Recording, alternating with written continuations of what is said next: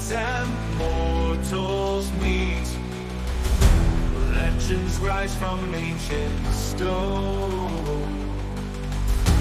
Heroes' fates are yet unknown. Travial, where the echoes call. In the night the darkness falls. Through the storm, through the flame, heroes rise to carve their name. From the ruins of the past to the battles that will last, every choice a path to tread. In this world where fate is led, Travial, where the echoes call. In the night the darkness falls. Through the storm, through the flame, heroes rise to carve their name. Through the trials, through the pain, destinies in blood are stained. Magic weaves the threads of time. In Travial, where legends glide.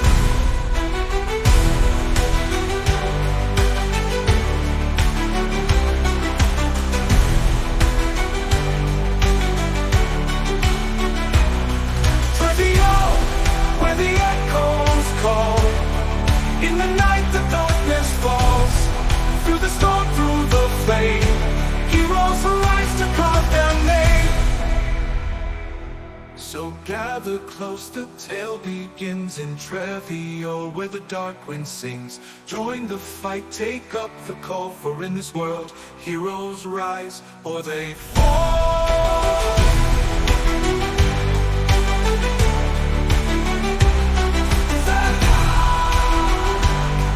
Where the echoes call, in the night the darkness falls. Through the storm, through the flame, heroes rise to carve their name.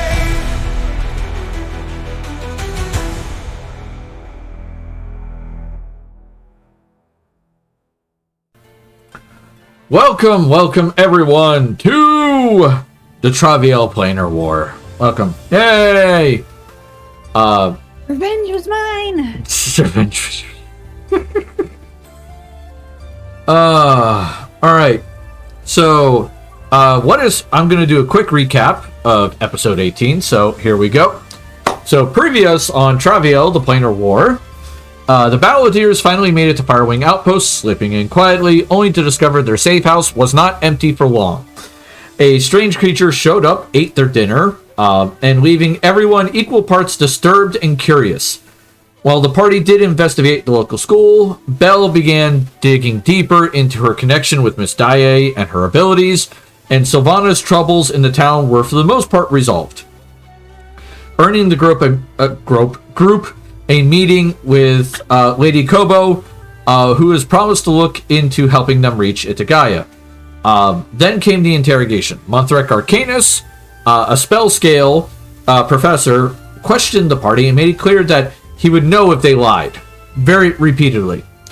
Later on, Belt met with Professor Whitebelt and learned of rumors of a new kind of magic, are pretty much real, that is fueled by emotion, not arcane study or divine power. After the party located themselves to the Dragon's Ale House,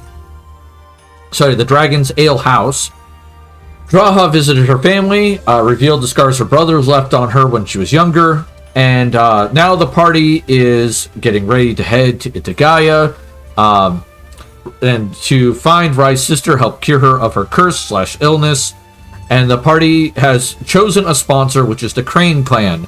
So their next stop is Lion Clan territory. I think that covers pretty much everything. Yes. I believe I'm gonna so. vote. Alright. Excuse me while I choke on my lungs.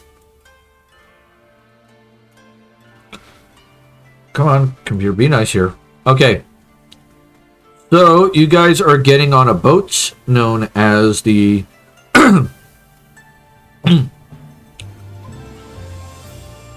This okay, that name is not going to work. Give me a second.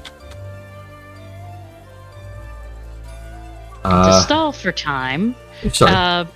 Belle picked up a certain cape that she was ogling because of its accuracy to the star constellations.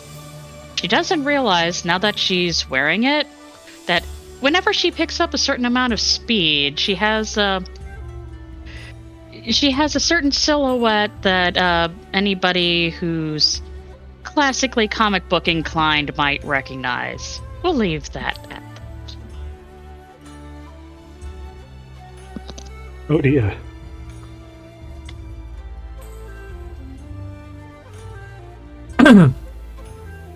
No, excuse me.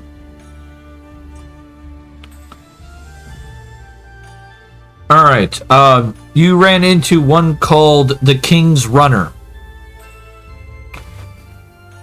And the ship is captained by a older dwarven gentleman from Opus. Which, when you look at him, you'll notice that his skin is very seasoned. Like, it's very rough, very leathery. You can tell that he has several facial injuries that look like they haven't quite healed right over the years. And he is missing also a few teeth.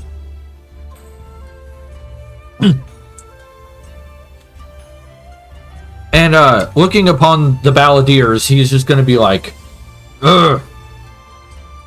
So you all are the ones going to Itagia? Yes, we are. Correct. Yes. Yeah. Alright. Your funeral. But Lady and Lord Kobo keep my pockets rather filled with coin, so I ain't gonna argue about the cargo. Belle shrugs. It's a living. I'm gonna tell you right now, the excuse me, not used to the air on the land. Kind of sticks in my throat a little bit.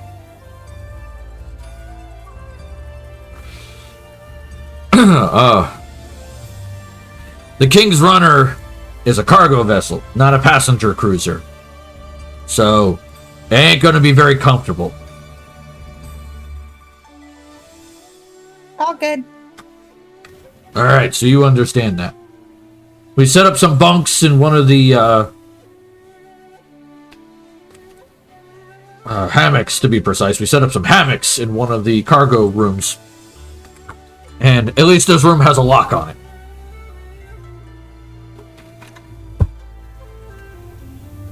Thank you. There are 6 hammocks, so one of you doesn't get to sleep in one of them at a time. And they're designed for one person, so don't put more than one in them.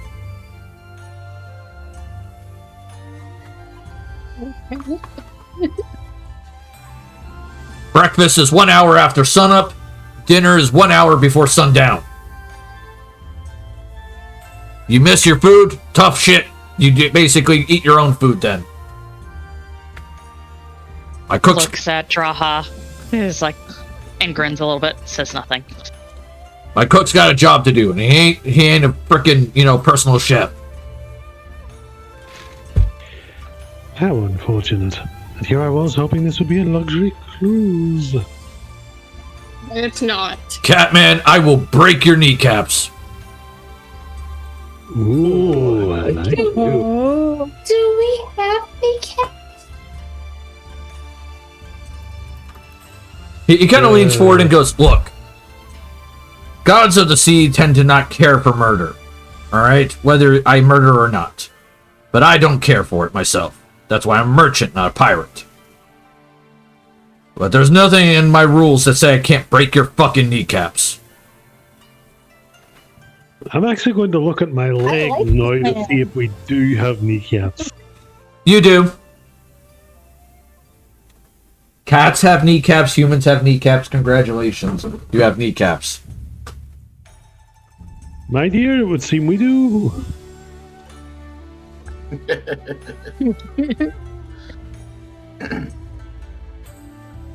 All right. You know, I've never noticed them before. All right. Give me a second. Wrong song. There you go. All right. So you guys get on the boat, and the boat makes way with the tide. All right. The crew for the most part will ignore your existence. They are not paid to socialize with you. They are paid to do a job, and they're used to hauling cargo, which for the most part, that's what they have in their holds. It's just you guys took up one of the rooms of cargo.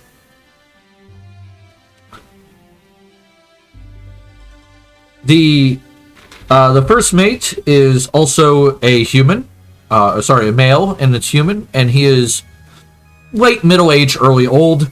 Where the captain is very gruff and ready to basically break someone, the human is definitely from what you would refer to as military stock.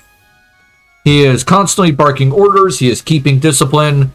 The best way to describe how he talks to his crew is if you have seen the movie Full Metal Jacket, he is Gunnery Sergeant Hartman.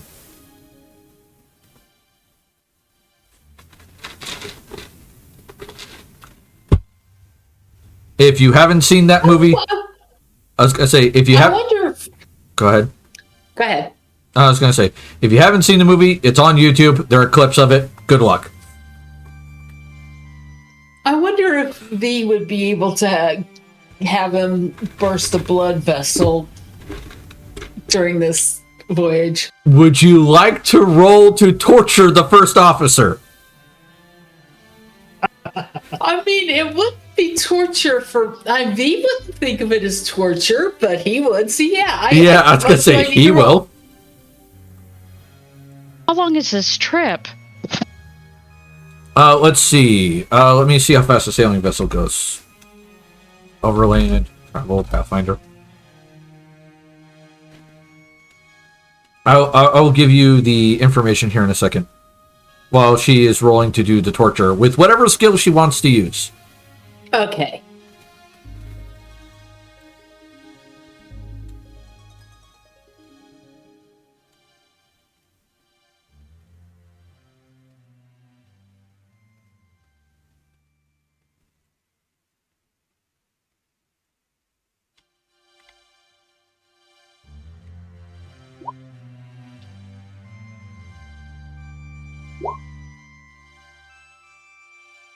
Alright. While you are keeping the crew entertained, the first officer has turned the color of beets.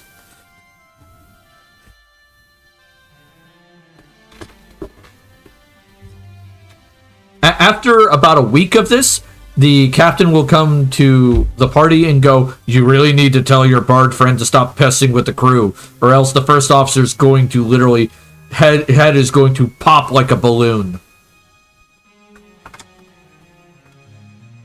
I go and I just turn and look at the bard or the two catfolk going, "Quit pissing with the people in charge of the boat. We don't want to die." The time you'll be on this boat is 21 days. That's not that bad. Wonder how well the cats can swim. I will say though, give me a second. It's 21 days. 943. Wait. 890. Give me a second.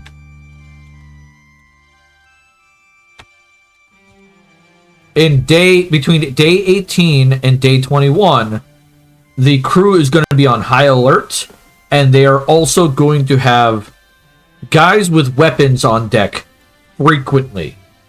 Like almost near constant. Pirate nest? The captain will look at you and go, "No, worse." And he'll point in the horizon, and you can't really see anything. He goes, "Right, you don't know it's there." And he'll pull out a spyglass and hand it to whoever's asking. I'll take it because I was the one asking. You see kind of like an island in the distance, and it kind of has a little bit of storm clouds over it. Is that what I think it is? No, it's the Shadowlands. And as soon as he says that, Rye knows exactly what he's talking about. Yeah. He goes, it's literally a demonic or abyssal gate to this plane of existence. Those little bastards like flooding in from there all the time.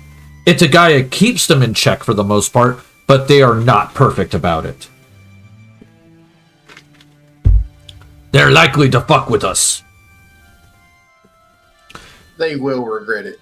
Fair enough.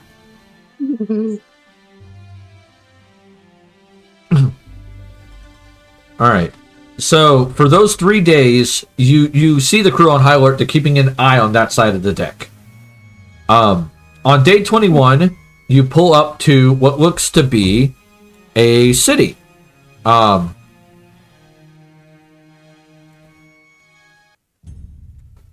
And it looks very similar to Firewing Outpost, but this has more of the Asian flair and less of the fusion that the Firewing had. Coming into port, I want to be able to be in my Raven form. Fair enough. All right. Go ahead and roll me a check. So I'm trying to get to.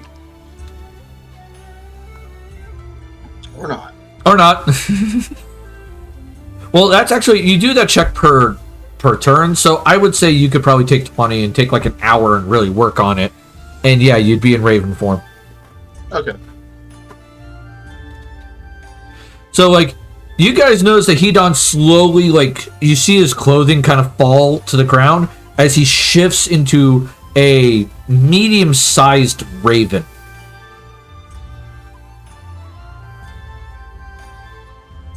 Which is a pretty big Raven. Yeah, that's a huge-ass raven. Like, you're talking a raven that is the size of a condor. Okay. It's big. So, like, whoever's around him, you'll see the feathers slowly grow out of his skin. You'll see his face kind of elongate into a beak. Like, it is a lengthy process to happen. Neat. Yep. Cool. And before the boat actually lands, I'm just going to fly. Kind of, like, get up in the air, kind of, like, watch things as the boat approaches to see if there's any kind of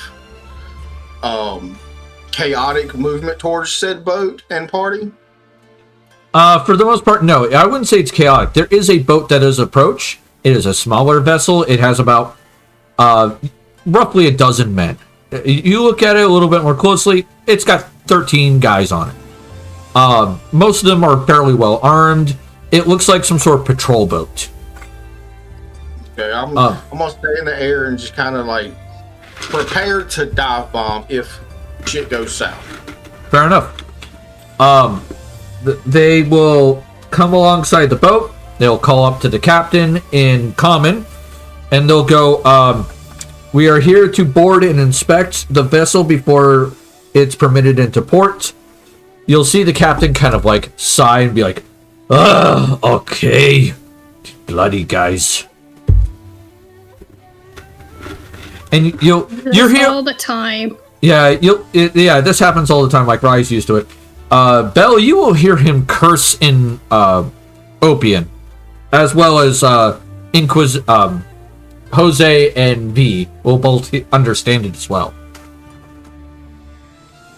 Fair enough. So enter French cursing here.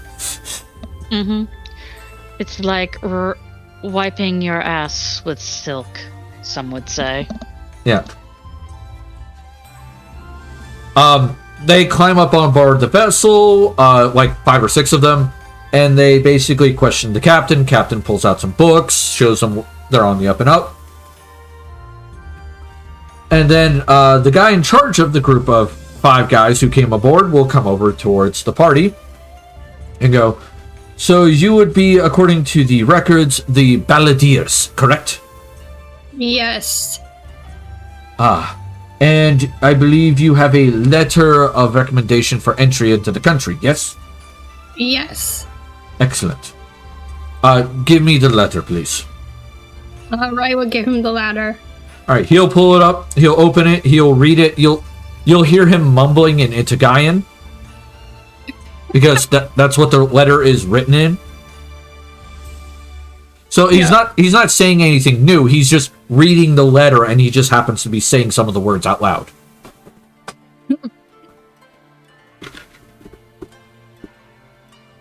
He will finish reading the letter, fold it back up, hand it to Rai, do a slight bow. Do a bow back. I don't know. Yep. Just like. Yeah, you know that is like a formal goodbye, and like almost like pleasure to meet you. Have a nice day. Move on. Yeah. At which point, Sylvana's going to look at Rai and look at the guy and go, "Are we all expected to be doing that, or is it insultive if we do it too?" Oh, you can do it too. Okay. Is it expected that we do it, or is it just like they're foreigners? It's only if you if you greet people. More, Okay. I think more, right? Yes. Is it more for greeting people? Yeah. Yeah. Greetings and goodbyes. Yeah. Yeah. All right. Fair enough. The gentleman will kind of note who was in the Balladier's party. He'll notice that one's missing, and then look up and see the Raven and go, "That makes sense." You don't get down here. Well, He's waving at me or yelling at me? no, he just looks up and sees you. And then there's that. And he'll just nod and go, "That makes sense," and then go about his job. Like, in all intents and purposes, this guy is assuming you're a druid of some form or fashion and you're in animal form. Right. So, okay, they're adventurous. This is a thing. In that regard, I will swipe. No, not swipe. That doesn't sound right. I will take Hidan's clothing as. By the way, you described it. It sounded like the clothing was just sort of left in a heap on the ground. Yes, it was. I'll look up the Hidan and just sort of show. Hey, My clothing goes into my form, don't it? Not always. Remember, first few changes you're going to do with the new setup, you won't have that ready yet. Shit. Okay. I did mention this, but I think we both collectively forgot a while ago. Yeah, I think so. Yeah. Does he have interesting? Smart enough to ask one of the people who are not going to throw his clothes overboard to pick them up if he starts shifting. So that means like my weapons and everything, right? Yeah. No. It will take you like 2 or 3 times of shifting to realize, oh yeah, I need to make sure I remember that my clothing and my weapons are part of me, not on top of me. okay then. I will take the outfit. I'll look up at Hidan and just remark, when you're done flying around naked, I've got your clothing here. And lo and behold, he is like, Hidan secretly has a thing for fancy socks or something. Yeah. Now, the reason why I say he's naked right now is because traditionally in Pathfinder, clothing doesn't form into the body. It's not magic, it's biology. But your culture, Hidan, does have rituals you can perform that will bless the clothing into and your weapons into being in you. Yeah, I'm gonna have to get on that. Yeah, you gotta do that.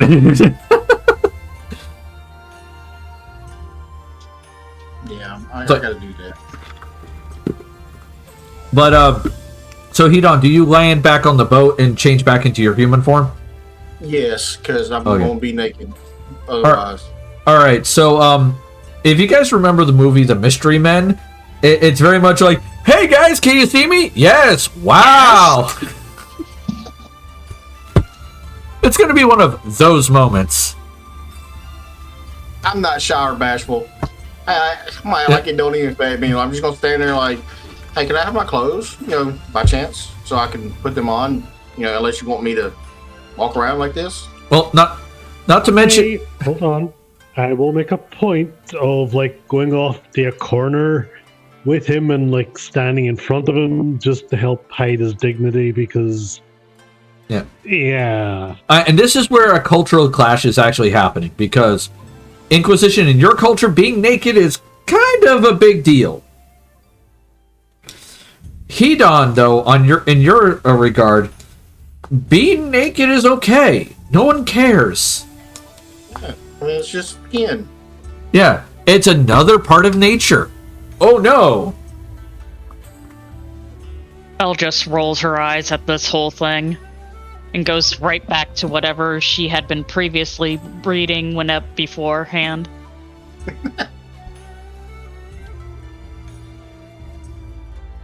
Yeah, she has dealt with enough been. orcs that nudity doesn't phase her anymore. And Jose, since you want to be so close, would you mind helping me with the armor and everything to, speed up the process since you're going to be right here? Sure. Yeah, Thank putting you, sir. on leather armor will take you like a minute with assistance.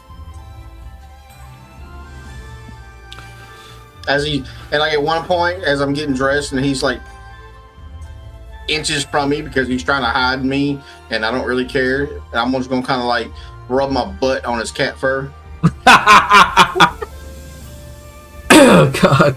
I Why are you scent marking my husband? That way, it's I'm going easier to to turn find me. around. I'm going to turn around and look at you, Hedan, and I'm going to remark, I advise caution. Be very careful when scent marking. Choke on his own lungs, right?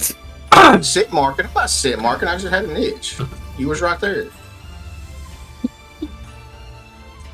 I am not your scratching pole. If you want that, I'm sure there's people for it. But you just publicly proclaimed that you want to mate with my husband. I mean, his fur is soft. I'm going to take a rather large step back and remark, I'm happily married, thank you. Yeah. Oh,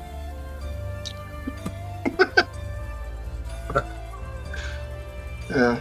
all right. My buddy. Love you too. I love you, Biggs. Okay, upstairs. Right. All right.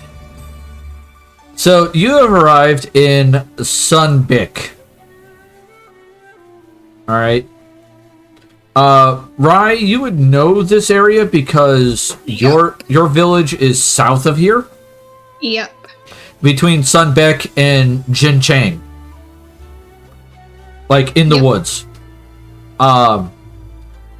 And you did pass through here on your way to Nakazi.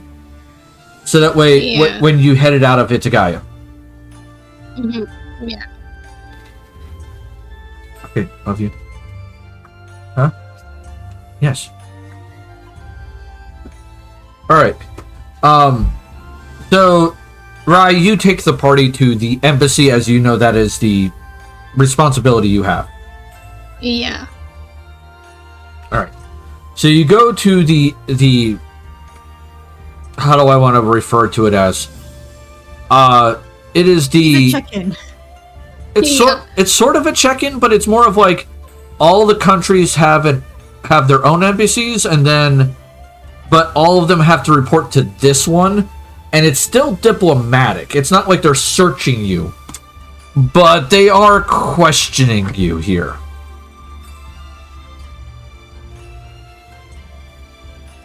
So there is that.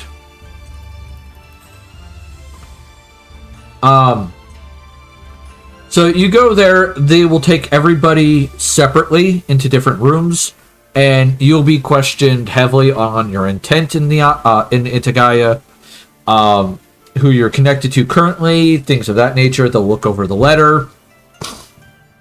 It is a very in-depth immigration process. Very, very. Hey, I play a game to get away from reality. Thank you very much.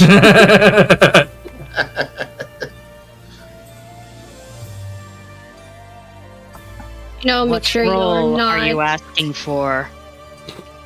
Hey, I wake up every morning and the first thing I do is check my emails just to see if I'm being told that my application was denied and I have 3 days to leave the country. Yep. Fun times. Eventually, though, each of your questionnaires will be interrupted by an elven gentleman. All right. He appears to be human in appearance-ish. Like, he is an elf, but, like, in a human age, he's equivalent to his late 20s. Though he is clearly far older. He is tall and slender, with a graceful, almost weightless posture. Like, he has those fine, angular, elven features. Alright? And it's softened by, like, almost like a courtesan's, like grace. He's a pretty boy. He is a pretty boy. He has long, silver black hair, so, like, he has black hair that has, like, streaks of silver in it. That is tied into a flawless, courtly knot. So it's like, you get that little, like, bun on the back with a little bit of a ponytail. He has pale skin with faintly luminous eyes with the color of winter jade. His robes are immaculate. Like, you can not even see a stray thread or hair on them. And they're layered crane blues and whites with an embroidered subtle crane wing patterns that only catch the light when the light hits it at certain angles. He's carrying with him a lacquered writing case, a delicate folding fan on his belt, and a small travel brush set that is also on his belt. When you hear him speak to the officials, you can kind of catch it. It has a gentle and musical tone to it. And it's like, it has a calm, measured cadence that is common to Itagian elves. It's never rushed, never raised. He never raises his voice, you've noticed. He is moving with, of course... Over to Rai going, is this typical? Pretty I much. get the pretty boys back home and it gets old real fast. Pretty much. For a Crane Clan, yeah, this is very much the case. He is moving with an effortless grace that makes even most humans seem clumsy. And he will turn to all of you after he's gathered you all into one room and goes, "A pleasure to meet you all," as he will bow slightly. Goes, "My name is Ashina Renji. I am one of the members of the Ashina clan who serves the Crane clan. I am the cultural attaché, and I will be your courtesy minder. It is very much a pleasure to meet you all again." It's nice to meet you too. So before her brain kicks in, she goes, "So you're our babysitter." In a way, My apologies, that came out a little faster than I intended. that is quite alright. It is to be expected. And don't worry. That D20 I just rolled, right? There's no competition. No worries. No.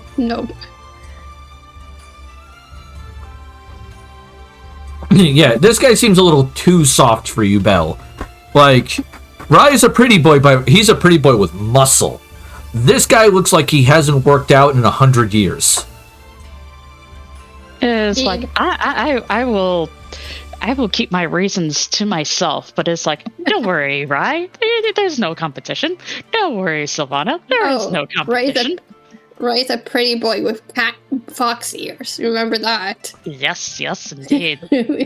What can I roll to like mimic this guy? You know, since we're going to be here for a while, and our end to Itagia is diplomatic, I want to try to imitate this guy.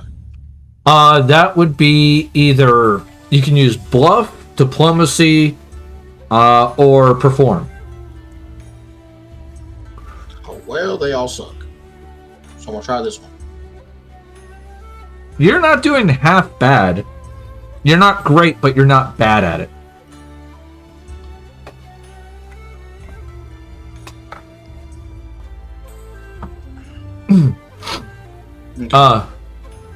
So he will take you out and about into the town. And he will be kind of giving you guys a tour in a way.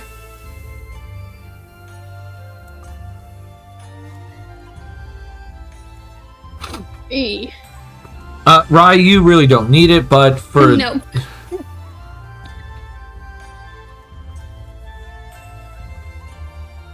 But Ryan's happy to be back home.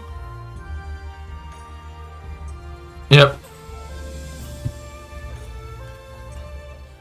I can imagine Rye, once we get out of this town, like on the road somewhere, Rye's going to pull over, get down on his hands and knees, grab the ground, and just like kiss it and like have like that moment of memory, you know, with the ground. No. Get back home. No.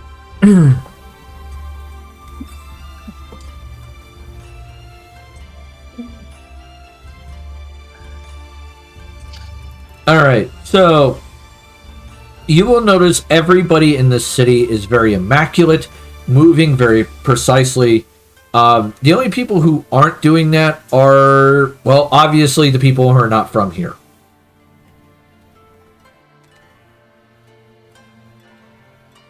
But even then, they are still operating like they're walking on eggshells.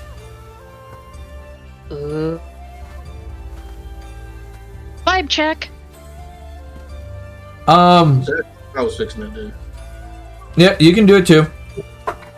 Nothing's wrong with multiple people doing the vibe check. Yeah, Jaha does it too.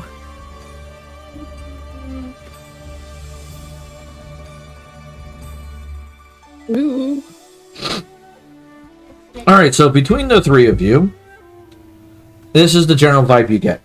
Those who live here are watching the outsiders with courtesy, but at the same time, disdain. They are, after all, savages, barbarians. They are not cultured. But there is a level of interest of this is new, this is different. We kind of at least want to be curious about what's going on.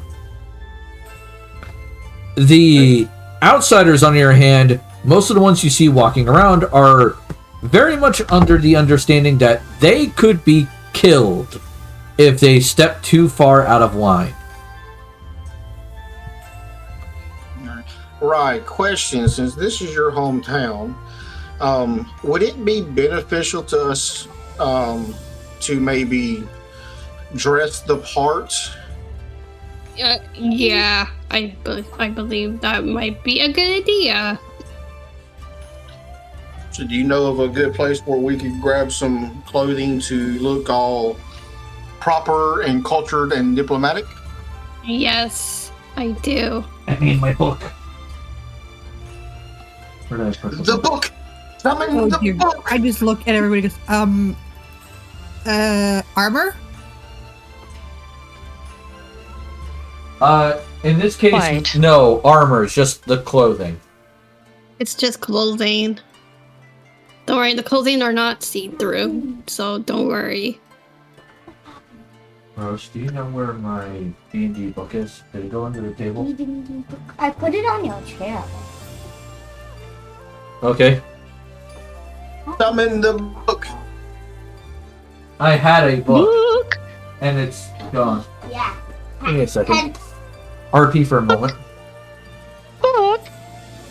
Oh yes. It's like Belle, for one, is taking that knowledge and is like definitely sunk deeper into hiding into Rye's side. It's kind of to the point where it's like it almost looks like Sylvana and Rye are walking side by side because she's just doing that amount of trying to hide.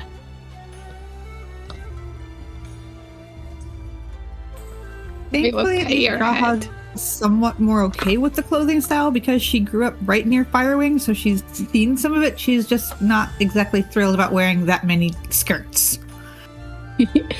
Yeah, that's true.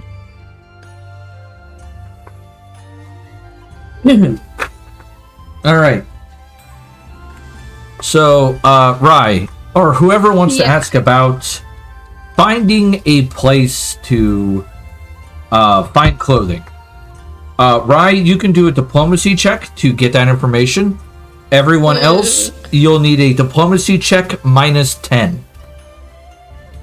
God almighty. I ain't even gonna try. You're an outsider. You are... You don't. Well, welcome to xenophobia. It's a fucking thing. Yeah, I'm not even gonna try. Oh. My diplomacy is a 1.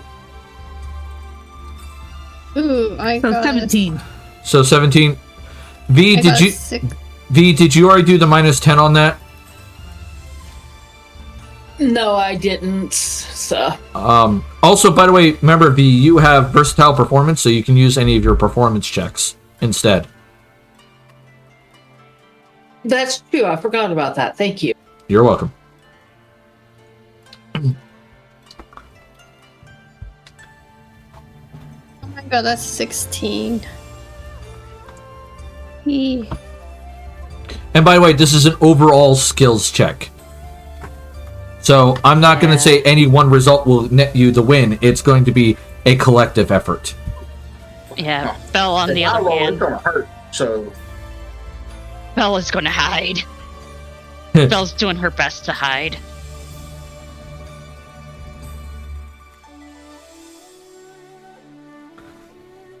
It's like she has been under the eye of constant judgment before. She does not like this situation at all. oh, She's instead of being brave, diplomacy, Sir Robin. huh, Sir, instead of not diplomacy- appearing in this picture. Sorry. Instead of diplomacy. Could I do a perception to listen to the women on maybe their like hot gossip on like the best place to go to? Like, oh, I just got this here. They got great prices. Women talk. Ooh, that is a good idea. Do you understand Itagayan? That is the thing, yeah. No, I do not. Then it sounds like gibberish to you. Well, it was a good idea. Okay, give me credit for that. It was a good idea. It is a good idea. And in fact, Sylvana is going to use that idea because she does understand Itagayan. Because she's been learning from Rai.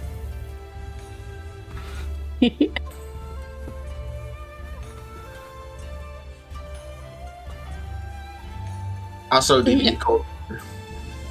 I gotta learn some languages. Well, I can teach you. You're gonna have to because I need to learn. Sure.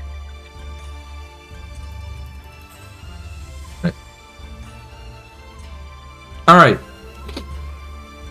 So between all of you, you do find the premier house that is known for making clothing in the area.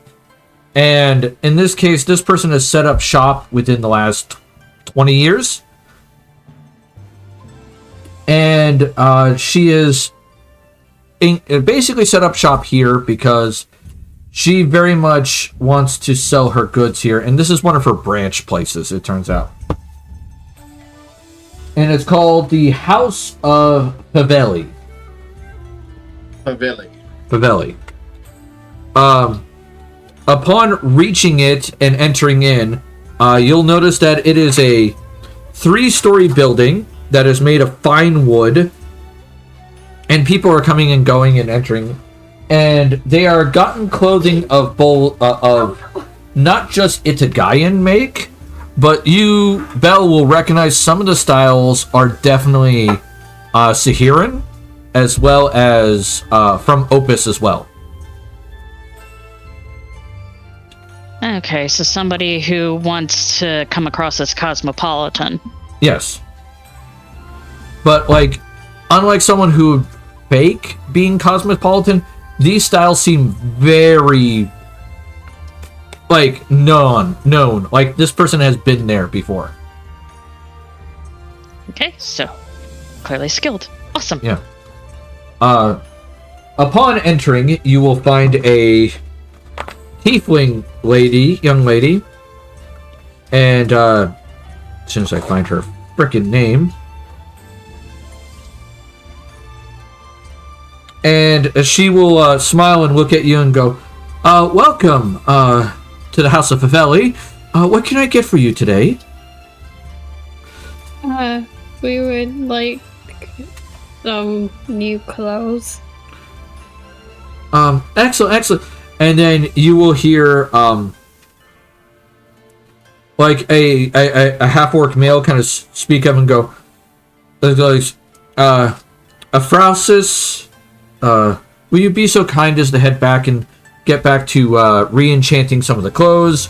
I will deal with the customers, young lady. Do not worry. You are fine.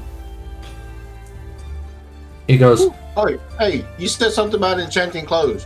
What are you referring to? the gentleman will step forward and like kind of usher the tiefling away, and she'll kind of pout a little bit like a child, and then kind of like go into the back, and it goes, "My name is Dravik Bloodfang. I am the person in charge of interacting with the customers. My apologies.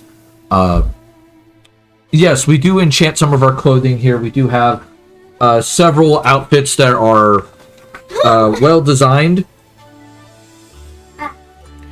For instance, we have a pair of pants that are designed to hold any object that can fit through a 12-inch wide opening." Okay, cool. Can I ask a more specific question, sir? Of course. I will try to assist where I can. I am a low-ranking druid, and I'm trying to get a handle on a few things, and I don't know how to keep my clothes on. When you shift shape. Yes, we can make arrangements to design you an outfit that will have the proper enchantments on it to make sure that you remain clothed when shape-shifting. Right. When you say clothing, would that, and I kind of like gesture at my body, like, does that include everything or just clothing? Just clothing in our regards. We do not enchant equipment. Okay. And may I be so direct and ask, a roundabout price for doing so? Depends on the style of outfit, but whatever style you wish, it'll be another 50 crowns attached to it in order to do the enchantments. Okay. All right. It is not too difficult of an enchantment, and our apprentice, Aphrasis, there will be more than happy to do so and get the practice. Awesome.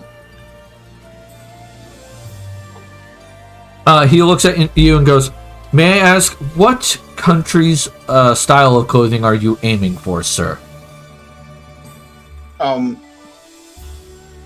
I would like to aim for an Itagian style.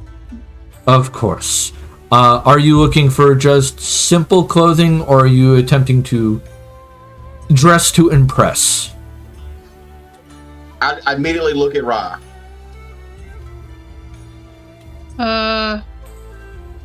That's up to you on that one. I am not. There are benefits and downsides to both answers. Ooh, I don't know.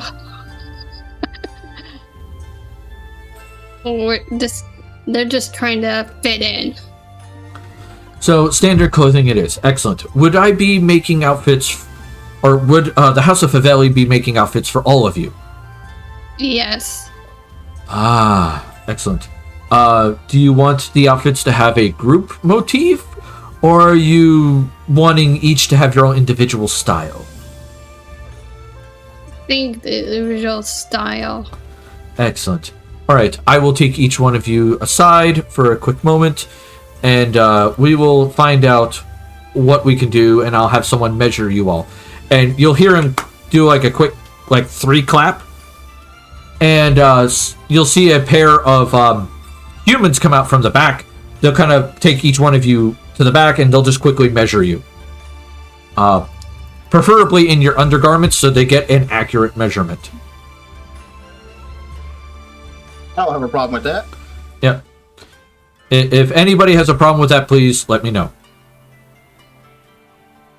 Belle will be okay, but just like she's gonna have 1,000-mile stare afterwards. Though, if we get an option to make it to speak with anybody about what we want, I know Belle will definitely be bringing up that she is a cleric of Amuketna and would like to have the icon like somewhere appropriate. That will be not a problem. What will happen is, like, the two humans will take your measurements. One of the other staff will, once your measurements are taken and they're given to them, they'll write notes of what your requests are. Cool. Like, they'll ask, like, what color schemes you want, you know, how loose, how flowing, or how tight you want it to your body. All that stuff. They'll take notes. Cool. And he'll look at it and go, all right, this will be done. And he looks at the notes and go, standard outfits, nothing unusual enchantment-wise. We'll probably have basic outfits tailored to each of you by the end of today. Okay, that sounds good. Now, remember, I need the one enchantment, for staying closed. Of course. All in all, he's looking at it, he does a little bit of math and goes, total amount. You see him do some calculations in his head, and he goes, total amount we're looking at is 350 crowns. For all the outfits. I guess I'm paying for them. Unless How many people? 7. 7. At 350. Does this make sense for this, or does this seems extreme? I don't know. It's a little on the high end for clothing. It is expensive, but you are getting it from a extremely well-known and well-to-do place. This is like going into fashionable Italy and requesting an outfit. I mean, that's about 50 gold a piece. I'll put in 100 because I'm getting enchantment. Yeah. So I'll throw in what is owed for my stuff too. So, what 50? I believe we said it was what it came down to roughly. Yeah. No, because it's changed. Yeah, because he threw in 100. 42 gold a piece now. 42. Okay. So Okay, hands over my part of it. yeah, everybody throw down 42. Yep. Me. All right, and you have one Itagian outfit.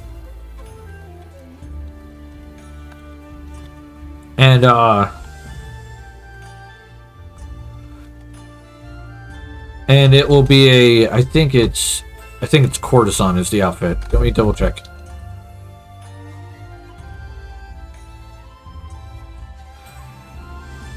Because courtiers is 30, nobles is 70. Yeah, it'd be a courtier's outfit. I love it when my computer has a hissy fit and basically makes my windows not want to move.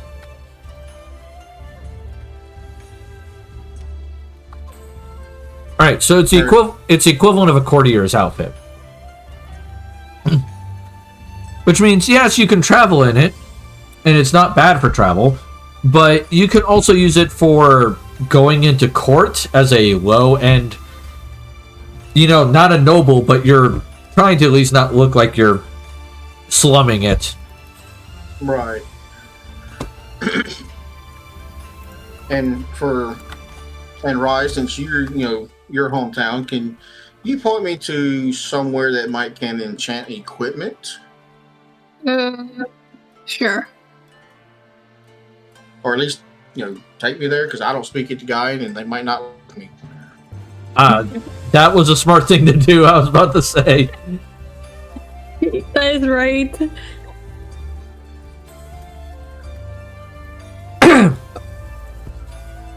All right. So for 100 gold, they'll enchant all your equipment. So you minus that, they'll take care of your equipment there. Okay. And I don't need to be naked when shit hits the fan. Yeah, no. No. All right. Yay.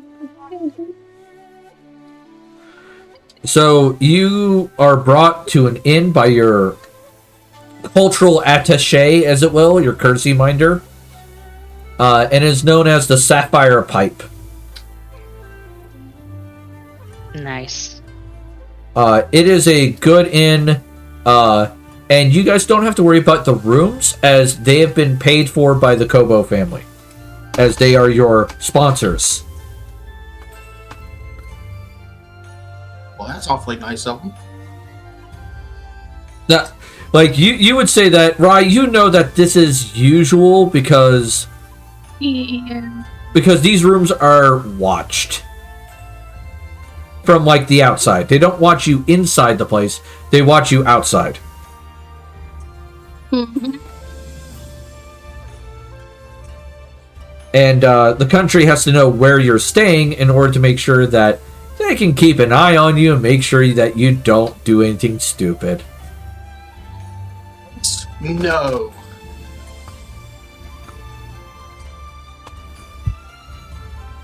Wouldn't dream of doing anything stupid. Yeah.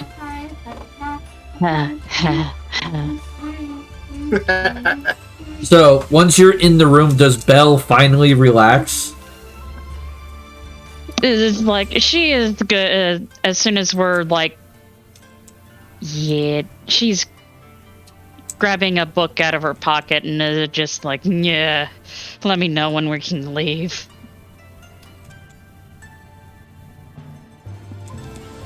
As soon as Rye kind of, gets comfortable and like a little bit relaxed, I'm gonna look at Ryan like, all right, I'll be back later, and I'm gonna like rogue vanish. Where is he going? Oh dear gods, we're gonna end up dead. And I will be available for about 5 rounds. It being him that was gonna get us closer. So Bill, I owe you money. Like, I'm even gonna like go to the point of like I'm gonna like open and close the door. Make them think I left the room. Like, I only turn invisible for 5 rounds, and then like once I come back, he's like, gotcha. I was going to say the night is still young. It isn't even nighttime yet. I think we had a deal. We had a bet on who was gonna cause havoc first. I lost, so here's the 3 gold I owe you. Damn. Oh, wow. Like, no subtlety, just straight in front of the party going, well, here, I lost. All right. And I'm gonna realize what just happened. I'm gonna look at Jose where they're like, "You're slacking, buddy. You're slacking."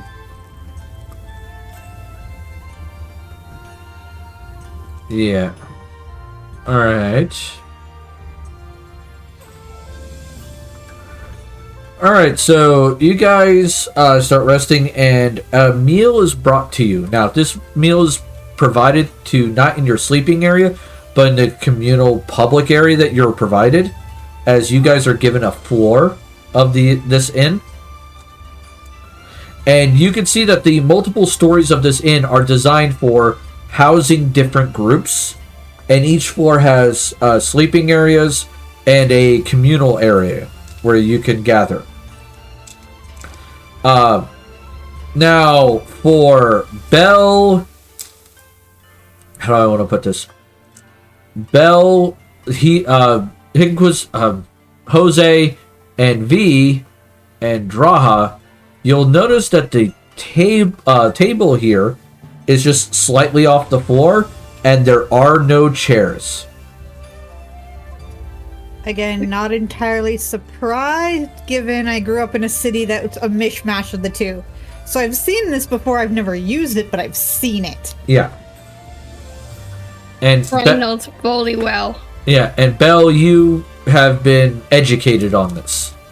Yeah, and also anything with in Sahir with anything with an Arab bent. She's used to sitting on the floor. Yep. So this is not new to you, but it's just slightly different what you're used to. The only people that this is actually new to are going to be V and Jose. That's fine. Yep. The food is presented to you guys not by individual plates, but once again, big giant bowl of rice, a couple of fish, you know, things of that nature. And then smaller personal bowls. Yep. And the silverware is a pair of sticks.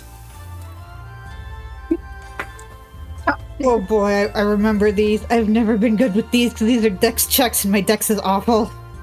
Yeah. Belle sits and waits and watches everybody else. No, Ray will go and teach her. Yeah. Right, can I you don't show her how to completely use pick it up this? this time. Think. Whoa. I'm pretty. Sylvana messes up. Ray will teach her too. He'll teach her Yeah. about and Selena. So everybody does well except for Sylvana.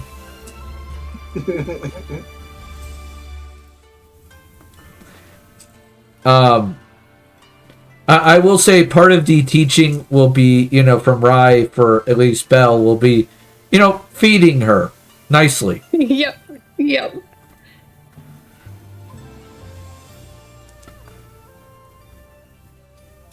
Subtle, quiet snicker. Yep. It's like, okay. You're adorable. And Belle proceeds to find another shade of red to climb to. Since I'm learning from Rye on how to use these sticks, I'm ever so gently going to try to feed Jose. I am going to grab his hand and remark, "Sir, you will stop there." I was going to shove it in your mouth. Like, I'm trying to learn how to use these sticks, man. Come on. My wife and I can more than handle the food here. You feed her, I feed you. It all works out. No, You're my being a wife and I sour. may feed each I have other. succeeded in not rolling on the floor laughing. You're being a sourpuss. What And do that you brings want her to will check, and she is now on her back laughing. V is going to look at Hedan and she's going to say, "Why do you want to mate with my husband so badly?" I'm not trying to mate with your husband. I'm trying to learn how to use these sticks. All evidence There's to the some sort of contrary. cultural thing between you guys, because I think he's from a culture where this is not considered abnormal, and you are from one that this is considered abnormal. So my apologies, and Hedon, please just try and feed the ball so you don't piss off our teammates. Please do not try and harass Hedon because we need him too. See, I don't this know is where going that there, like, y'all have y'all, 3, and y'all have y'all 2, and I have me. Like, I need a learning companion. Like, Hey, you're not the only one trying to figure this out. out. I'm not good with these either, and you and I are both one-on-one. You got a frying pan. I don't trust you. And it's the one thing they're not going to take away from me because they don't think it's a weapon. That is true.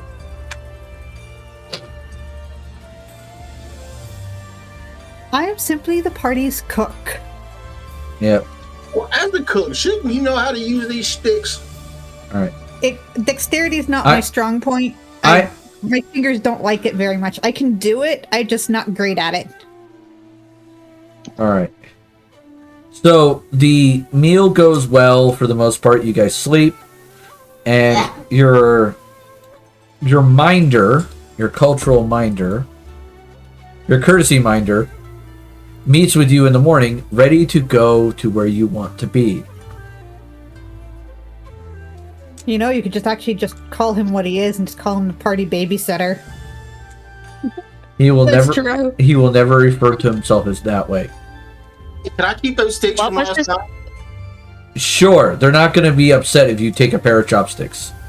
All right. So when he gets there in the morning and he's, we're all preparing, I'm asking him, look, hey man, I really need your help. I need some advice. And I like reach into a pocket and pull it. Like, can you show me how to use these like as easily as possible? I will teach you this evening when we camp down. Okay. Thank you. All right. What was his actual name? His actual name is Ashina Renji. Now, mind you, that's how he introduced himself. Rai and Bell, you would know this. His last name is Ashina. His first name is Renji. But referring to him as Renji would denote a level of closeness to him that would be considered improper. So, Good thing Ashina. I didn't open my mouth. Yeah. Yeah, it'd be Ashina or Mr. Ashina.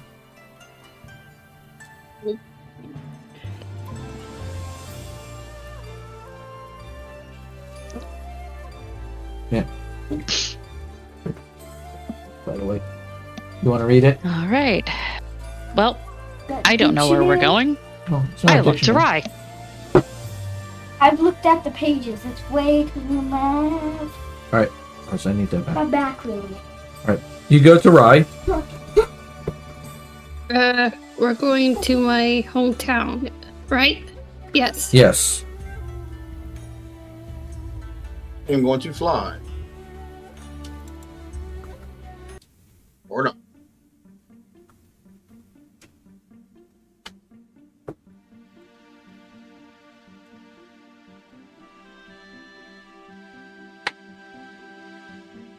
I'll wait Right. about 5 minutes. Try again. Well, no. As long as you're not in combat, you don't have to roll that. I'm trying to get the bad rolls out of the way, Ruby. God. Okay, fair enough. Yep. All right. I get better. So we'll take you 3 days to get there. Okay? So you will camp twice throughout the evening.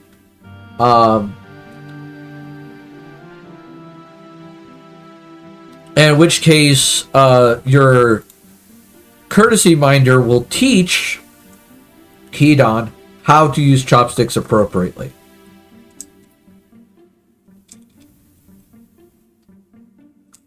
Yeah, no, I'll slightly elbow Sylvana and point out the lesson. Yeah, I know. Sylvana will pay attention. And she'll also quietly offer Sylvana a piece of her pocket jerky. Yep.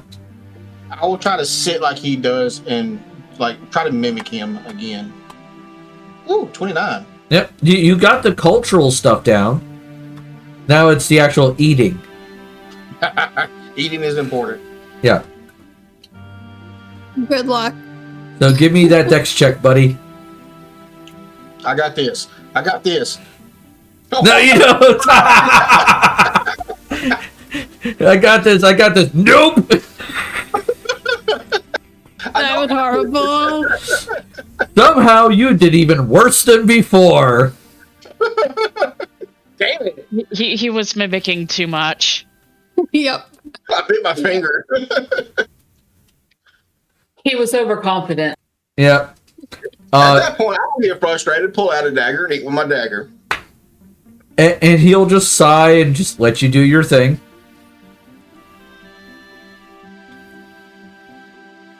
Stupid sticks. Rye, you find it like slightly amusing. We do, yeah. I'm just like shaking my head like, oh, well. All right, give me a second. Let me have Sylvana make hers. All right, Sylvana has figured it out. Yay! Yay. All right. So you guys eat for the 2 trips. Hedon, you can give me one more dexterity check to see if night number 2 goes better. Yep. All right. And you guys arrive outside Rye's hometown. Which, Rye, I'll give you a few moments to give it a name. All right. As the DM needs a quick bio break while you think on that. All right, so I'm gonna pause. All right, we're back. So you find yourselves outside the small village of Tatagaki. It is relatively small. It's about maybe 150 people. It's in the woods a little bit. You can see that there are some fields here, but the primary export of this place is lumber. Excuse me. No wonder why you're so strong. No lumberjack. Nah. So Rye, you quickly lead the group through the town, the village, and several people do recognize you. Mm. And they're like, "Oh, hey, it's Rye. This is what he's doing. Things of that nature." Yeah. I'm good.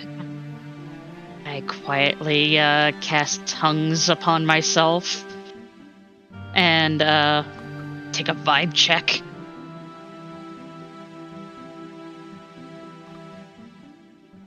With Miss Daae. Yeah. It's like Miss Daae is like in the back of Belle's brain pouting because she wants to come out and play. She does not like sitting in the dark. All right, go ahead and give me your sense motive vibe check. Mm-hmm. Yep. All right. Oh yeah, you guys definitely sense the vibes. All right. While you guys are outsiders and they don't trust you entirely, the Balladeers are getting a much better reception in this small village than the city. Me. Because these are more good country folk, not, hoity-toity city people. Yeah, and probably far enough away that it's like new things are a curiosity, not, oh yay, more ugly Americans. Yeah, essentially. In some cases, that's quite literal in Sylvana's case. Yeah.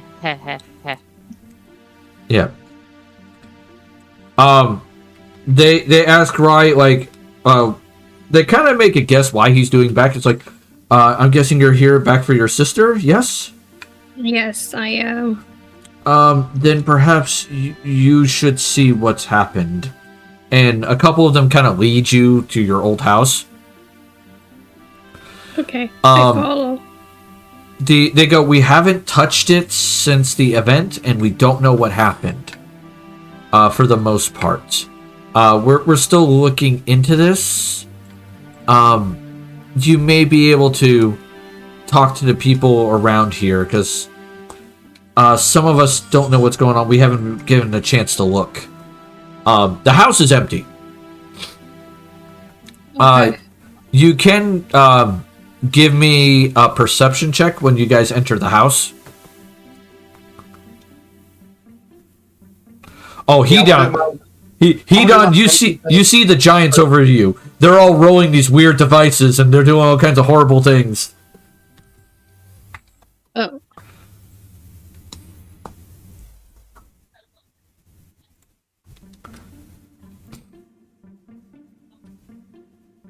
Sandwich. I'm snacking. Yep. Draha's been given a sandwich. All right, let's go with. Let's see. Ride notices Bupkis, other than an empty house. Yeah. He's probably reeling from memories and whatnot too. Yeah. Yeah. And probably panicking that his sister is not here. So here are the things you find in the house. You find a broken teacup under a table. You find a chair that was in the corner, tipped over, a hair ribbon that's been torn in half near the bed, scratches on the door frame, and drag marks across the floor. Like the simple wooden floor. Oh, God.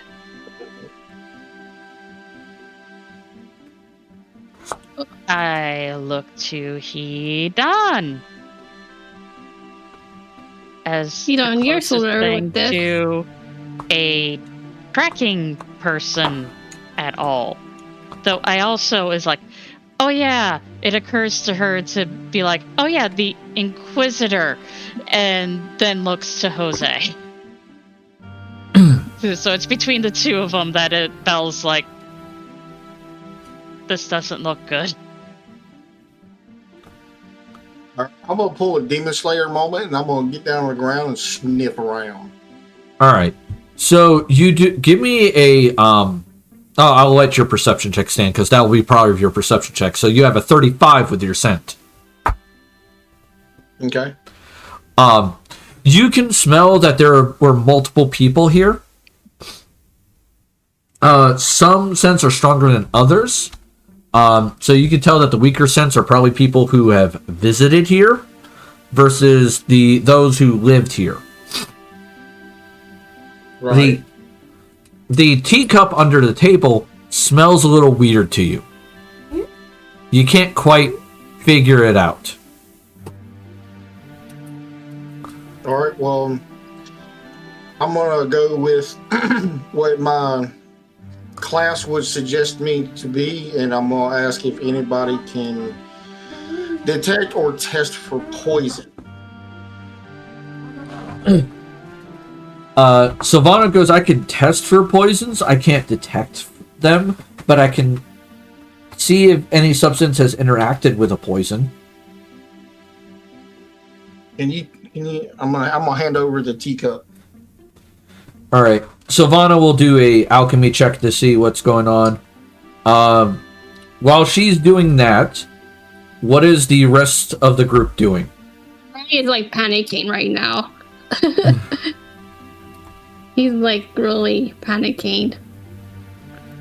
Okay. Yeah. And Belle will basically go to a spot as close to the doorway as possible, set herself down, and she is going to, and this is going to be a cleric thing, so she is doing a prayer to Amoketna, and casting Detect Thoughts. All right. And discover none of the information is there. You're detecting my thoughts. Why won't Jose let me feed him? I'm just trying to be friends. Yeah, Oh, that Lord, is going to be really? something that she's going to be picking up eventually. Because she will be getting the surface thoughts of everybody around her. First thing. All right. So you'll get your party's thoughts, and then you'll get the neighbors' thoughts as they're kind of like peeking out their door and going, "Oh, there's another group of outsiders. Oh no, they're not from the village. I better hide here."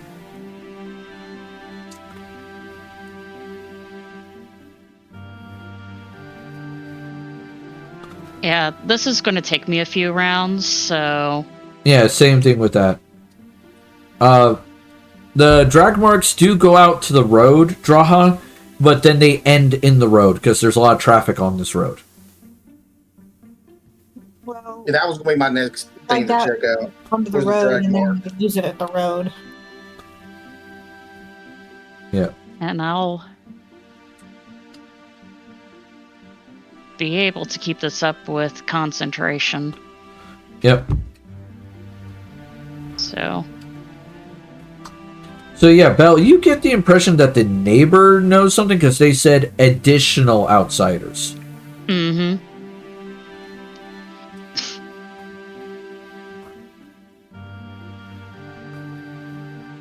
Yeah.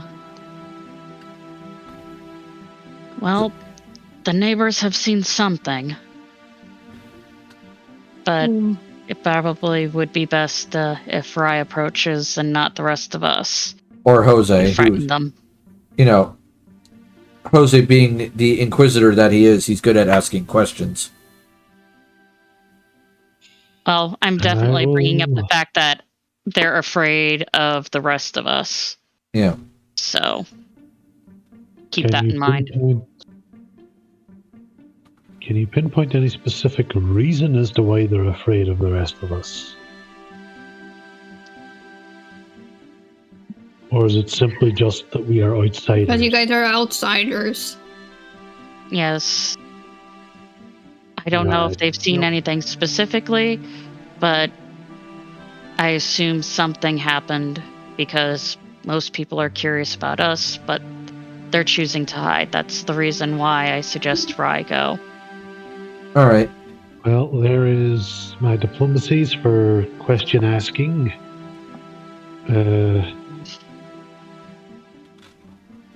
The gentleman, like, who's in the house, he's kind of nervous to talk to Jose, but he does come forward, I mean, with a 25, that's still really good.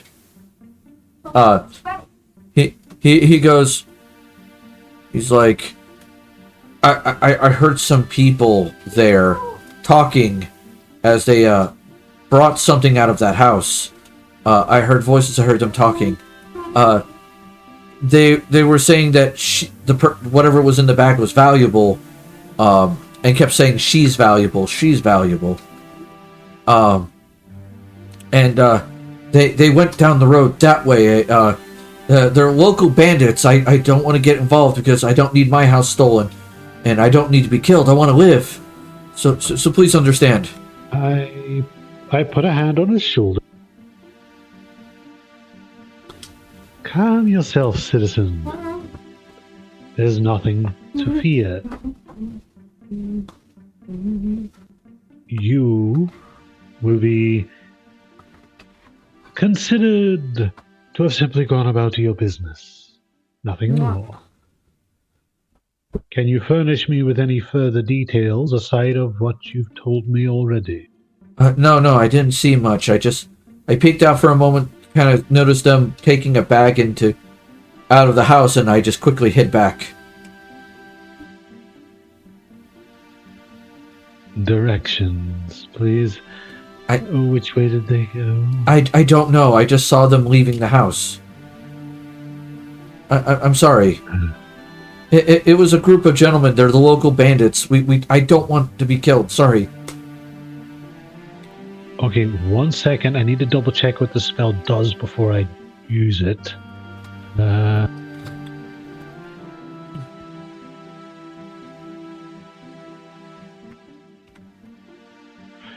Okay, Ken.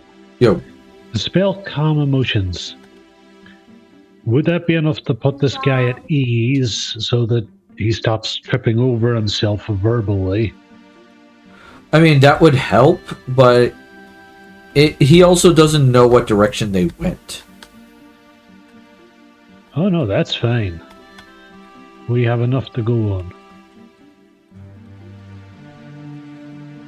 Be calm, and in the name of my divine deity, Amnuketna, go in peace.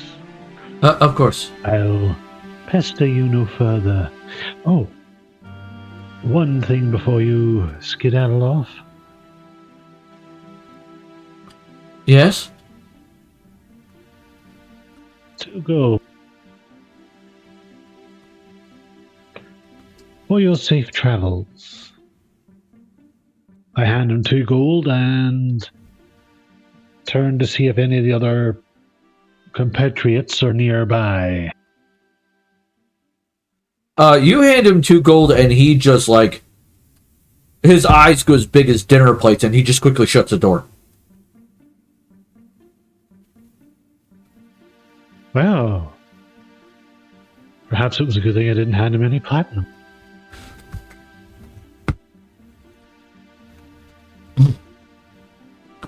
All right. With that, I wander over to the rest of the group. I inform them of what I just found out, that there's bandits nearby, and it seems as if they have kidnapped someone, likely female, from what I've just found out. Those bandits. Oh,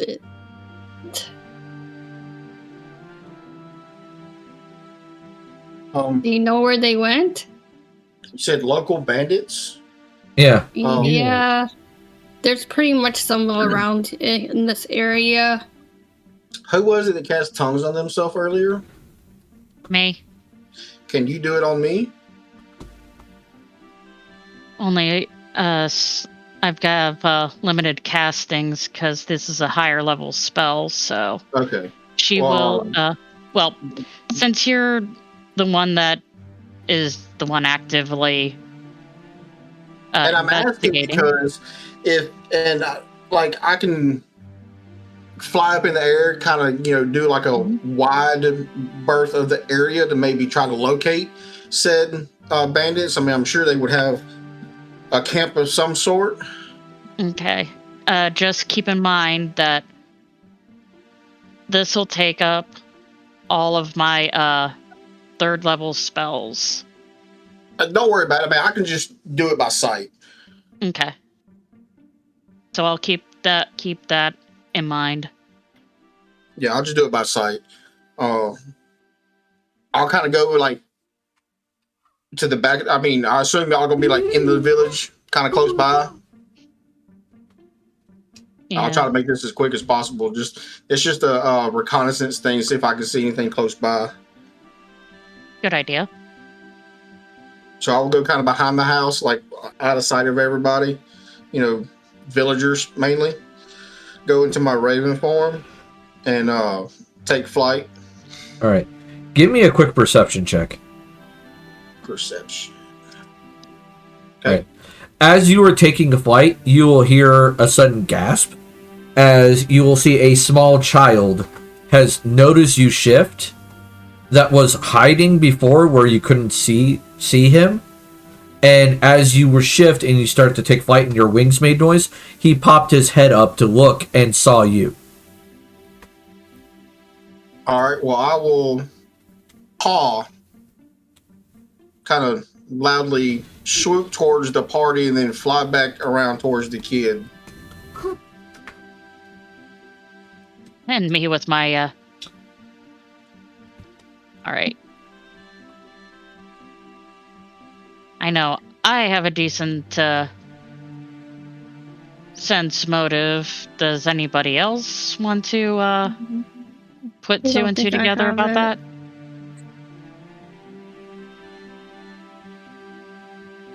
I don't have sense motive. Yeah, you just noticed that he pointed something out. Okay. And you go around the corner and you see like a kid who was hiding in a bush, and he looks a little dirty, like he hasn't, been taken great care of. And once I see them moving towards the kid, I'm gonna continue my flight plan to see if I can locate anything of interest, or not like maybe not in the immediate vicinity, but relatively close. And all right, so how do you approach the small boy?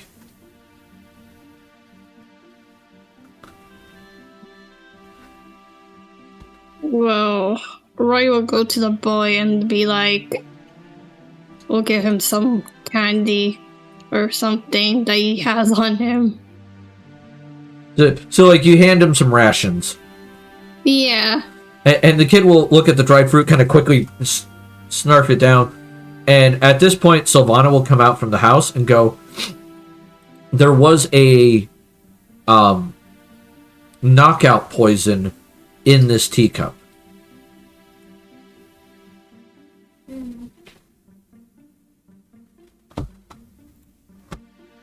And it's like, logical conclusion, somebody came to visit and somehow poisoned the host of the house. Mm-hmm.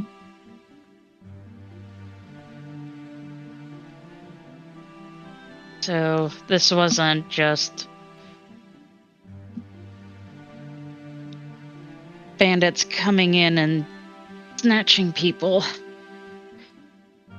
Somebody very smart and very...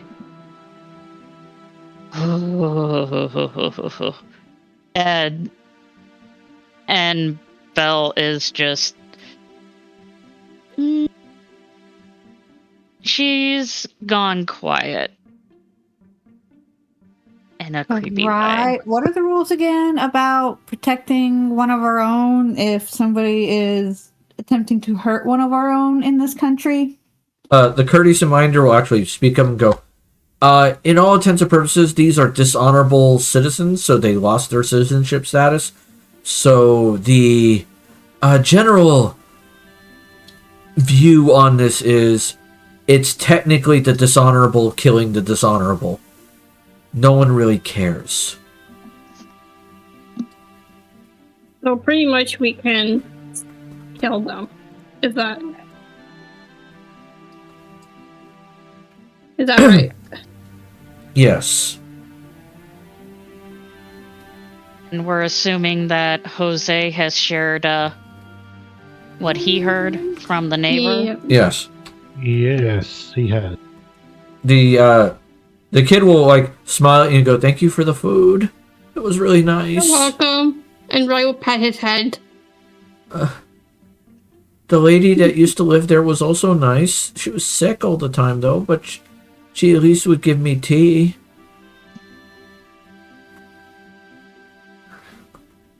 It's really sad what happened to her. Yes. Don't worry, I will find her. Good, because the bad men came to take her. You saw.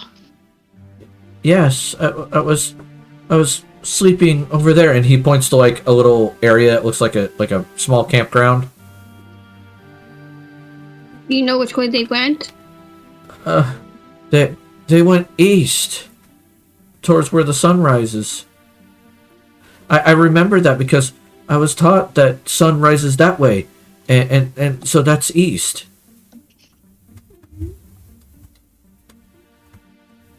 I see. Thank you. It's the bad men who live in the big wooden house that steals things all the time. Can you show us the big wooden house? Like the kid shakes his head no, like he's scared, and goes, "No, I don't want to go there. That place is scary." Don't worry, we will protect you. I don't know. I don't want to go. It's scary, and like you can tell he needs a little bit of a encouragement. So this is a whoever wants to use a skill to encourage him.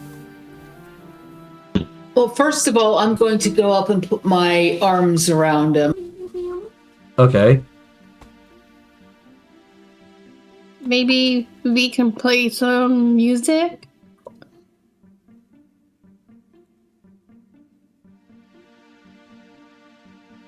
I will sing him a song that my own family used to sing to the children.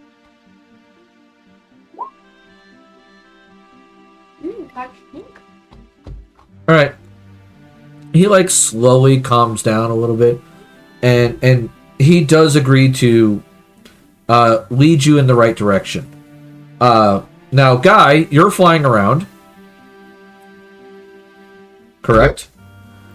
You do see in the distance. Now, this is a ways away, but it's large enough that you can see it. Okay. To the east, in a clearing of the woods, you'll notice a wooden fort. A wooden fort. Okay. Yeah. It looks like it's basically very roughly built. It was not it was not exactly well designed as a military fortress. It looks like more like an encampment that just happens to have wooden walls. Gotcha. And you can see it to the east. Now, it would take you a couple hours to fly there, but you could fly there if you wanted to and scout it out. Well, I don't want to get too far from the party.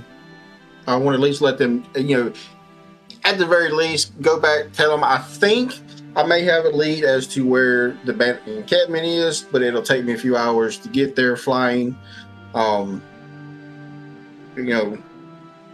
If they want to do so while traveling in that direction, and I can kind of, perch in a tree or something and kind of watch it until they get there. That way, if there's anything going on or happening, everybody will be aware of. But then again, we might want to travel there together. I will go back to the party and say all that.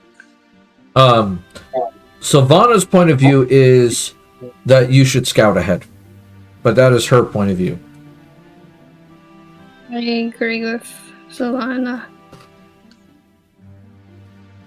There might be guards or something around, or like traps. And that's 2 hours by flight. That would make it how long to travel there by foot? Easily a day. And what time of day is it now? Like, you will have to camp at least once between where you are and where it is. Well, what I could do is take and go there, watch it for a while, come back to the path that y'all are taking there, camp together, and then get up, go, and watch it till y'all get there. it's a simple cantrip to set up a flare to when we camp.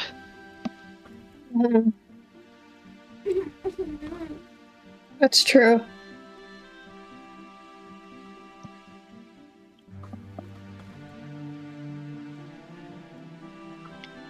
And I'm all for traveling now. Fair enough. All right, so I will. Now, do y'all want me to come back at camp or just stay there? We'll set up a flare and you can decide. If y'all send up a flare, I'm coming back as fast as I can. Fair enough. Because I'm gonna take that as something done happened. We need to probably properly construct ways of letting each other know what if shit is hitting the fan, or we just need them back when the party kind of disperses it on their own. Question: Can you do different colored flares? I think that's an option, yes. So, like, red flare for get the fuck back. You know, like shit done hit the fan. Yellow flare for hey, come on back. You know, shit ain't hit the fan, but you know, do need to come back. All right, and I'll just send up a blue for we've set camp. Okay. I like that idea. All right. That'll work. All right. So you guys are beginning the trek. Hedon runs off and does his scouting. All right. 1 second, guys. All right. So you guys head there to the fortress, and Guy, I'm gonna move the map to where you're viewing. Okay. So this is what you guys are seeing. Give me a second. I will go to the combat map. There it goes. There you guys go. This is the fortress. All right. So it's a little wooden fort. There are tents in the center. You can see the various bandits come out and eat at those tables. And they look to have acquired their food from a mixture of hunting, trapping, gathering, and stealing from the local villages. That just is bar the course for these assholes. Yeah. Yep, You pretty know, much. Rye, Yes. may I borrow? No, borrow's the wrong word. All right. May I question you about your culture? Before you get too Or far into this, travel? let me finish what I'm telling Hedon. And then we can get into this, okay?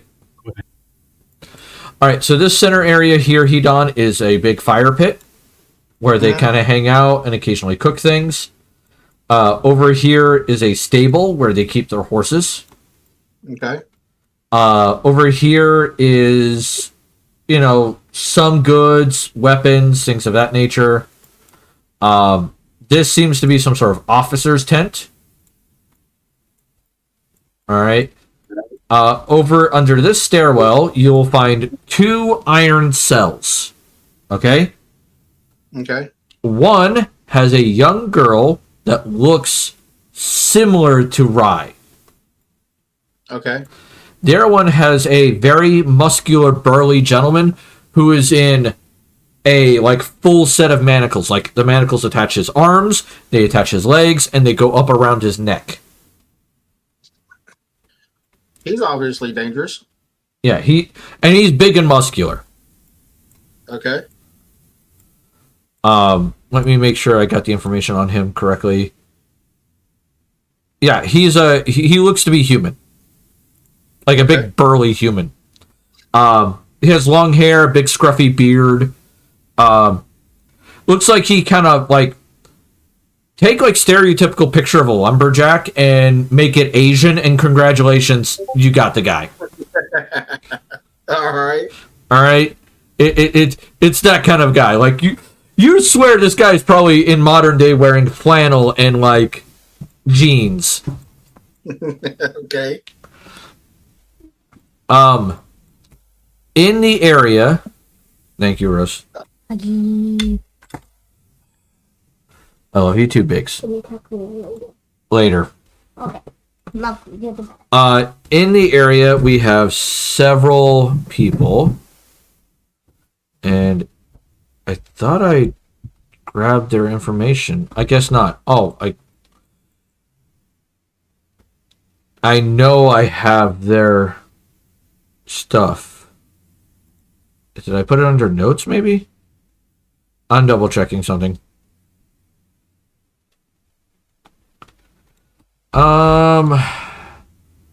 No, it doesn't look like it. All right, I know I took down information on this group, but one is a big honkin' muscle-bound dude who is, let me get his information because I know I have it. Of course, it's going to be that much of a pain in the ass. I love it when my systems don't work. He is in Oreid. So he looks like he's made of stone and crystal. But Where's he at? You don't see him. I don't put him on the map, but Okay. you see him wandering the camp. All right. Okay. So yeah, he's an Oreid, big guy. And he carries a great axe, and he's wearing steel lamellar armor that doesn't look like it quite fits him right. It looks like it was originally made for someone else, and he just killed him and stole it. Okay. And he looks to be the person in charge. The next person you see that looks like a officer in the sense of the word is a little rat folk man. And he's running around and he's very social, being very friendly with people. And he's in leather armor, like studded leather armor.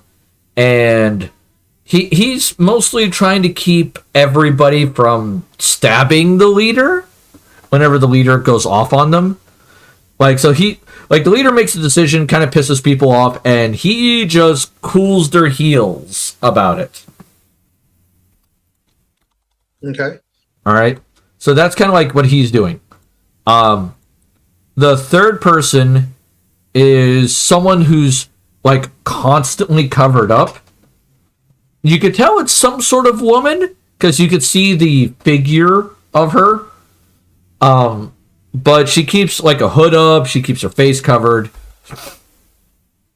She looks like she's wearing some sort of black gloves, things of that nature.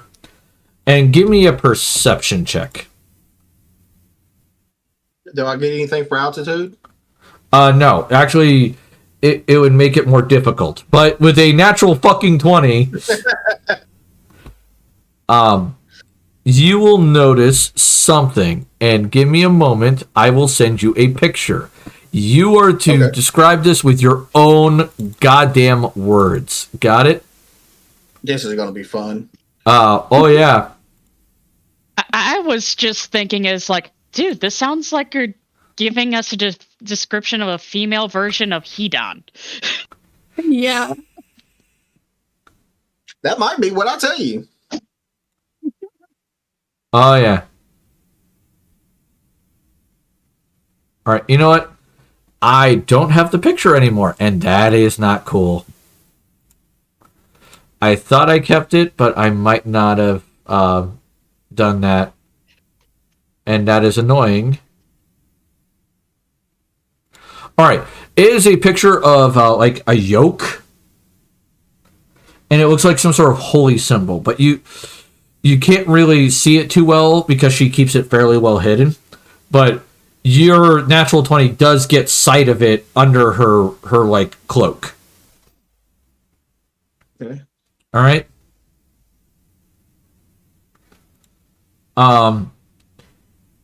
So other than that, yeah, that's you see. And then there's, of course, standard bandits all around. One of them, you have come to recognize the weapon they carry because you've heard it described to you. One of the bandits has a musket. Oh, wow. Yeah. But it's not one of the officers. Okay. All right. So you go back to the camp and you can describe this to the party. All right, and while in this area, I want to do a knowledge engineering on said shabby fort to maybe assess the weak points and best points of entering. Okay.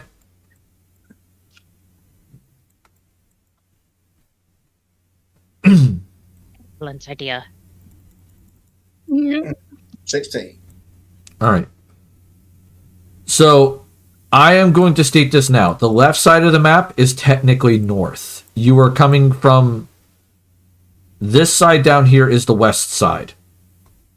Okay? Okay. So the north side over here on the left, that could be easily a weak point because aside from the two towers there that are basically wood, it's easily gone into. All right, and these are just simple wooden tree. They're designed to keep animals out, not so much people.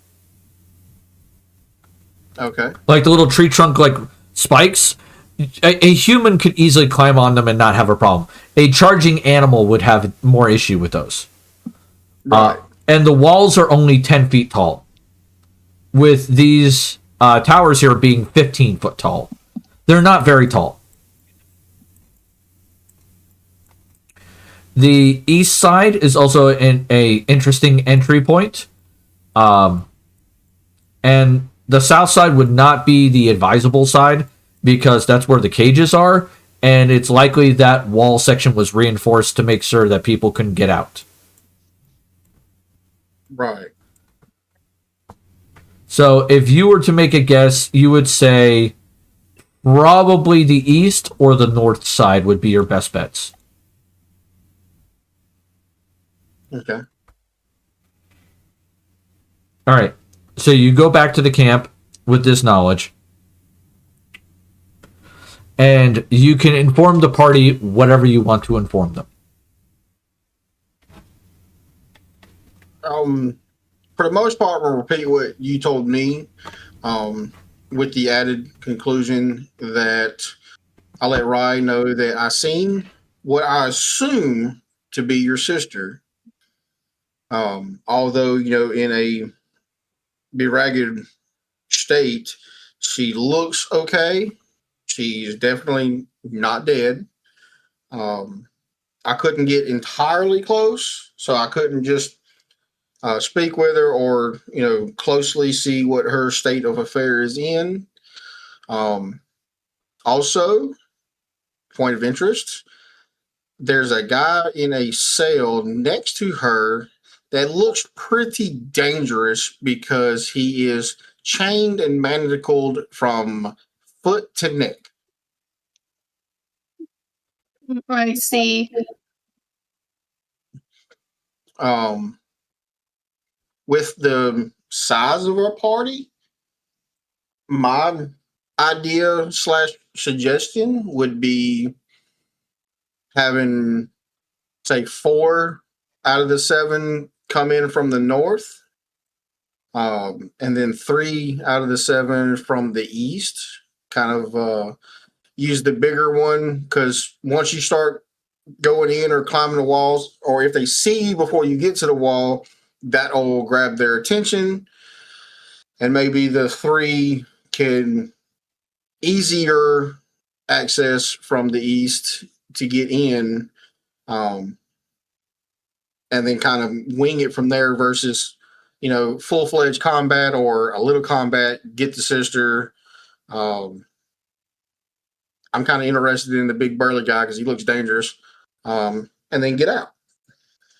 If we're gonna do this and we're already gonna cause an issue by murdering some bandits, let's just clear the nest. I don't have a Agreed. problem with that. But there's one guy, and I've described him, looks like he's made of ore itself. He might pose a bit of a threat. Oh. Having been in Firewing, would I have seen that race before? I mean, it's an uncommon race, but a knowledge the planes would actually tell you what it is exactly. Yeah, I don't have that. So. Belle, what is that thing?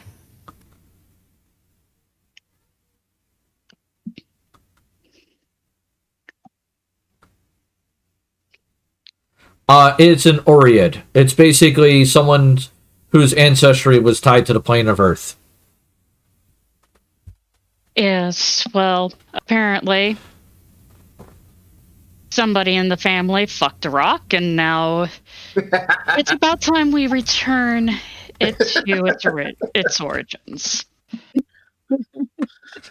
Here's a lesson, kids. Be careful where you choke the chicken. Oh my god. Your way with Like, words Belle has does never not- mastered. Belle does not talk like this, so it's like, okay. So, who? It is definitely a noted odd discrepancy in her behavior. I think this is going to be one of those moments where Sylvana is going to note this and go, "We'll get back to this later." Yeah. Yeah, that's that. Yeah, it's like Annie is like, while you were gone, I was describing Belle's behavior as dissociating, I Okay. think was the term Melody used. Fair enough.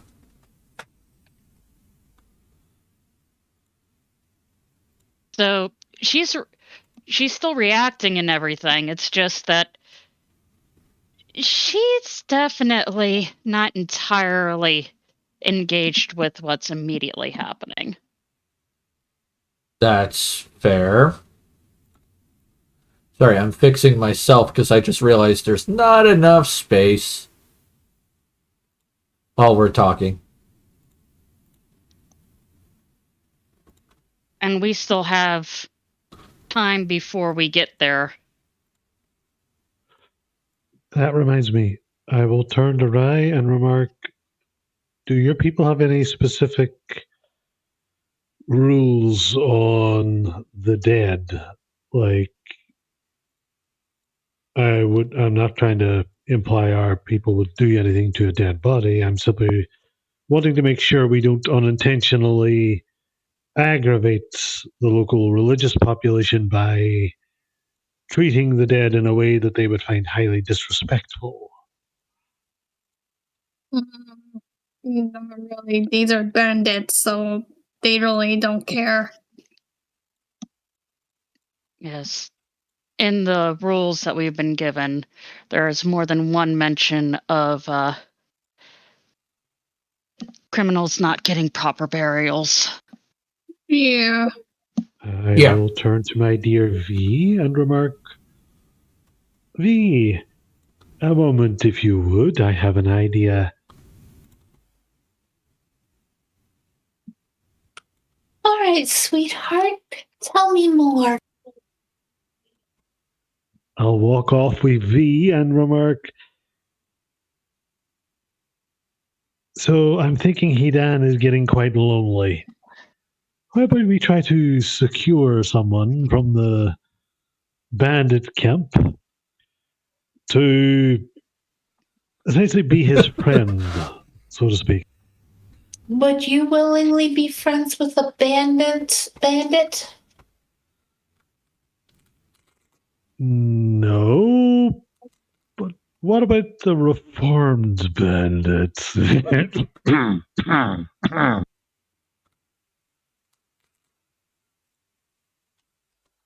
I mean, I'm sure between the two of us, we could ensure at least one of the bandits sees the error of their ways. I mean, that's not really the kind of thing you could force someone else to do, sweetheart. I mean, if you pay someone for companionship, isn't there a name for that? I see I have not thought this through. Thank you, sweetheart. I need further work on this.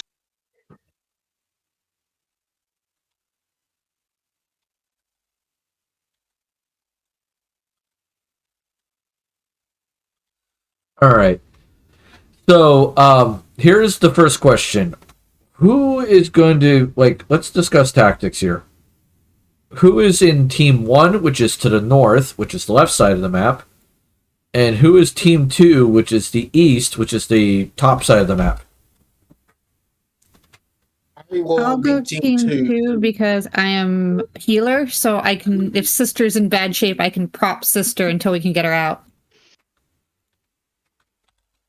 And don't forget, wherever Belle goes, there will also be Miss Stye.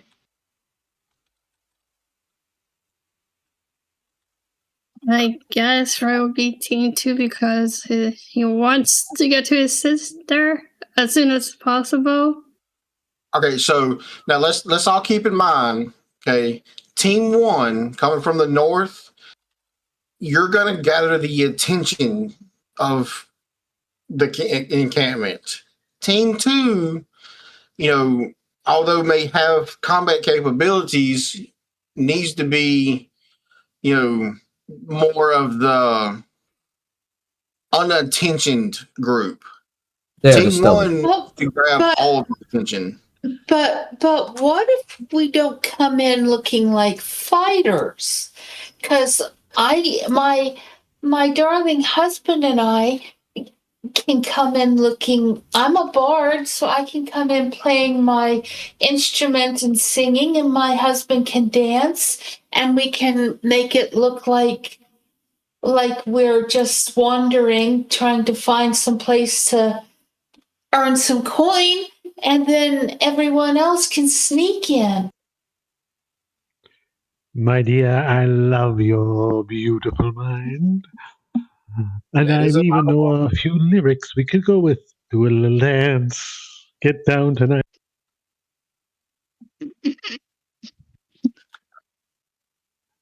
So I mean, I can okay. hear these two people laughing at that. The point being, whoever comes in from the north needs to gather the attention of the entire camp. I volunteer. Yeah, because taking their attention doesn't mean attacking them.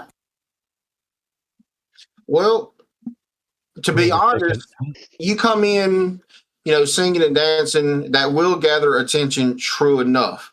I just don't think it will gather everybody's attention. And an attack, you don't know just how loud my dear wife and I can be. I assure you, faith in we'll you. get the entire camp's attention. I have complete faith that you can do it. But, like I said, like team one coming from north, we've got to be able to gather everybody's attention. I have enthrall. Well, to be enthralled, don't you have to be in sight of everybody? I'm looking up what the spell actually does now. Ignoring their surroundings. And given the fact that most of the time we're trying to quiet these two, it sounds like an excellent opportunity to see just how much they can put out when we're not keeping them back. Oh no, I completely agree with it, but it doesn't need to be just them two.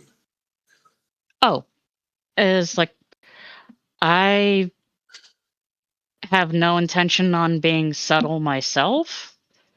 So, like I said, anywhere I am, there will also be Miss Daae. It's a shame we don't have someone who could transform themselves into a steed, and then they could be carrying our gear.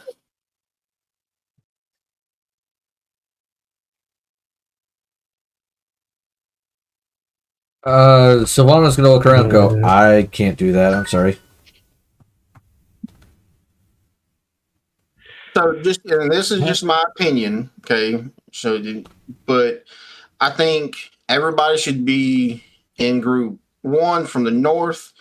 Me, Draha, and Sylvana come in from the east. Let me see what I have that makes me stealthy. It's not so much the stealth that I'm looking at. Well, Draha goes, I do have the ability to prepare a mixture that gives me invisibility. Okay. So I could do that.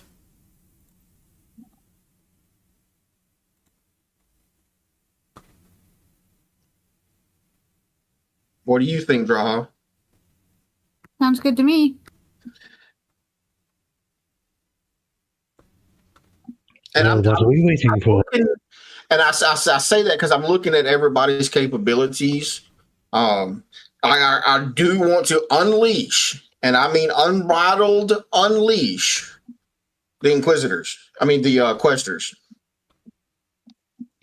Like just let them She goes, so Sylvana will speak up and go, what I have in mind, and please forgive me, this is my plan for me, is between Draha and myself, we have the capabilities of helping Rai's sister. I believe her name was, she thinks for a moment, goes, Yukio? Yukio. Yeah. Yeah. All right. So I feel Draha will probably defend her physically while I administer some potions to help her health-wise. And that's what I was thinking. And one of the potions I have in mind is I have access to a potion of stone skin.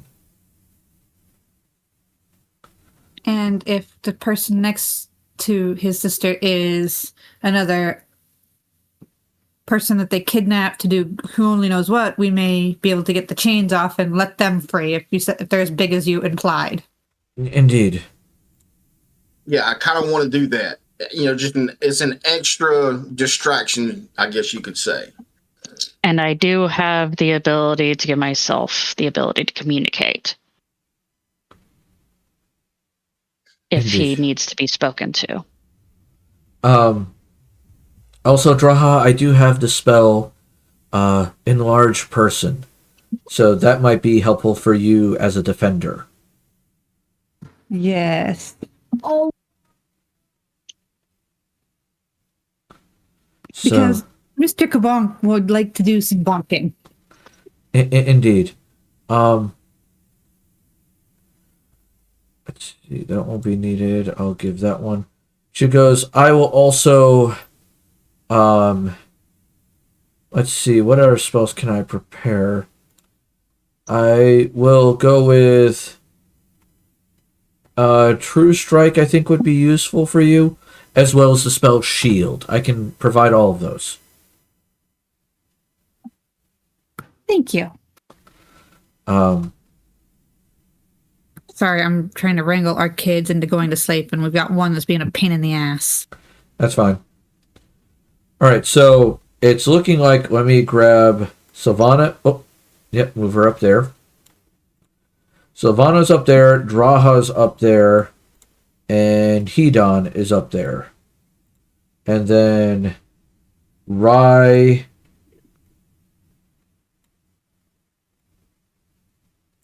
So is this what I'm understanding, or is Rai trying to go with the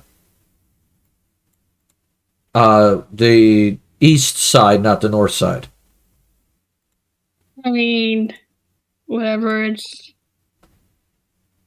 No, not what do you want to do, right? I mean, this is where we're like at an encampment. we will go with Draha and Slavana. All right, so that one. All right, so split evenly, relatively.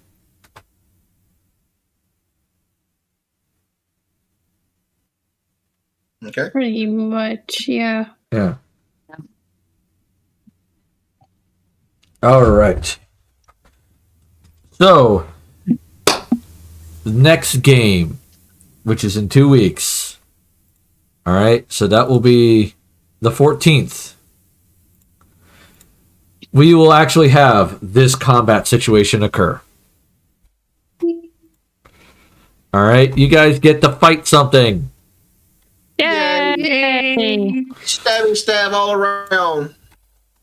All right. And I think there's a conversation that Angeduan wants to have between the throuple. Okay, that is perfectly fine. Give me a second. I need to do XP. But before I do that, let's at least sign off and say goodbye to everyone. So let me go back to this one. All right. Thank you, everyone, for coming. I appreciate you all being here. I think we all had a great time. And, yep. Next, hopefully you've been enjoying the series. I feel like I have been. I think everybody else here has been. So please make sure you're taking care of yourselves mentally, physically. That's always important. If you need someone to talk to, the tavern is always open for that purpose. And I hope you guys all have a wonderful time. See you in a couple of weeks. Toodles. Bye. Bye. Au revoir. Adieu.